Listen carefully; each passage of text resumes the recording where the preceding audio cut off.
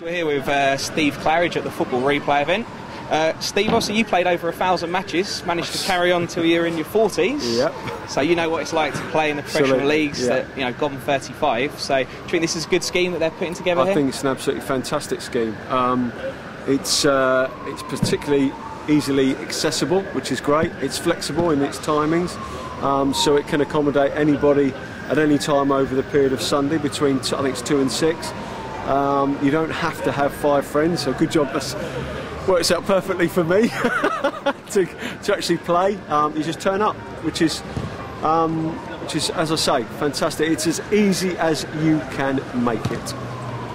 And you played for quite a few clubs, so is it 15 altogether or slightly? It's probably more than that, actually. Even more than 15? Yeah. So what would you say? We tend to lose count at about 15, but yeah. So what was your highlight? Was there a specific club that you really had a great time with, or did you enjoy? No, I think there are probably 4 or 5 that I had. I mean, for their own reasons, I had magnificent times. I mean, obviously Leicester culminated in winning a major cup final and, you know, scoring a win in the playoffs, finishing 7th and 8th in the Premiership, which were 2 great years. But no, I mean, I play for my hometown club. Anybody who, you know, and with it being Portsmouth as well, which is a proper football club, anybody who goes through that will know how special that is.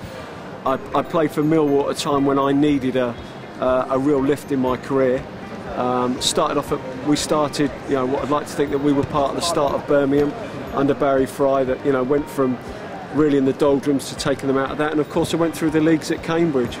So I went from the bottom league to a playoff, losing in the playoff final to get into the Premiership with Cambridge, which I know would be unheard of now. But so I had fantastic years. You know, along the way it was a bumpy ride, it was ups and downs, but no, all in all it was absolutely fantastic.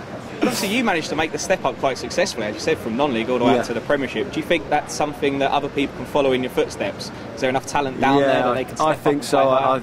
It's not just about talent, let's be honest. It's about having a toughness with regard to your character, your belief in yourself, being prepared to, you know, to accept that there will be bad times, but coming through that and being stronger for it. It isn't just about ability. There are millions and millions of lads, you know, with more ability than I had, who never made it because they didn't have the makeup that I had with regard to my personality and my strength of character. So it isn't just about that. And someone said to me when I was very, very, very young, never underestimate the power of effort over ability. And, you know, that stuck with me. And I think, to be fair, in itself, you know, running around is an ability, because people, you know, work rate is very, very different for one person that is another. So, you know, that's something that shouldn't be underestimated either. And you said obviously you've got to play for your home team, Portsmouth, who have unfortunately had a bit of a tough time of late. What have you made of the situation down on the south coast? Absolutely ridiculous. It's a situation that should never have come about. It's a ridiculous situation because there was never any call for it to get to that stage. You know, that fans down there are, you know, are more than aware of what their club is and the size of their club. There's absolutely no call for people paying the sums of money, you know, to stay in the Premiership. They would have accepted, you know, lines of communication are, I'm sorry, we can't afford to do this. And I just think there's, you know, there's probably a lot more to it than meets the eye. It's at best it's naive, and at worst I don't really want to say it, but it's a lot worse than that, as you can imagine. So I think everybody, you know, people like myself, looking from the outside in, hugely disappointed at what's gone on down there, because at times it's just been a farce. Just moving on to the England squad slightly, what did you make of the 30-man squad? Well, I mean, he's backtracked basically on just about everything he said, isn't he? You know, he's going to have two specialist players for every position. Well, that's gone out the window.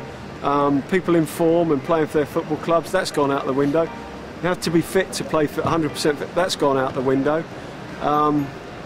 I don't know. It's probably the right thing to do what he's doing now, because there certainly has to be some players in that squad who can cover a multitude of sins, because that then allows for your Theo Walcotts, your Joe Coles, your match winners, you know, that you're not quite sure about, but you're definitely at some stage or another need. So one has to cover the other. and we are in a situation where we can do that now. Do you think under Capello we have got a better chance than we've had on previous occasions, or do you think it's not so much the manager, more the players? It is certainly the manager has to play his part. You're never going to win a World Cup with, you know, a bad team and a good manager, and vice versa. But I'm still not convinced. I've got to say, Steven Gerrard playing out on the left is not going to win me a World Cup. I'm sorry. You know, with all due respect to Gareth Barry, you know, Steven Gerrard is for me on another level. And to put you on the spot, if you were a manager, what would your starting lineup be for the tournament? My starting lineup would be Glenn Johnson, David James, Glenn Johnson, Rio Ferdinand, John Terry, and Ashley Cole. I would then go Aaron Lennon, Lampard, Gerrard. The left side is still a little bit of a mistake. I would be thinking certainly along the lines of maybe a James Milner, somebody like that who I know what I'm going to get from. And up front is another one of those that's you're going to go Wayne Rooney, and I would probably go Peter Crouch from him.